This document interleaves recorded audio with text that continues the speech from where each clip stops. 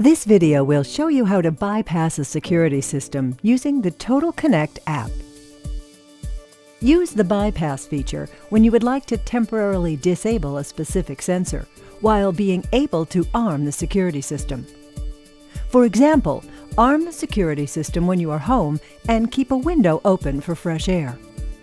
To bypass a window sensor, open the window you would like to bypass. When you go to arm the system using the app will identify the open window. Press to arm the system. You will then be asked if you would like to bypass the open sensor. Simply select the sensor to be bypassed. With the window sensor now bypassed, you can arm the security system, and it will now be armed with the sensor bypassed. That's all there is to it. When you disarm the system, the sensor will no longer be bypassed. Please note that sensors for life safety, such as those for smoke and carbon monoxide detection, may not be bypassed.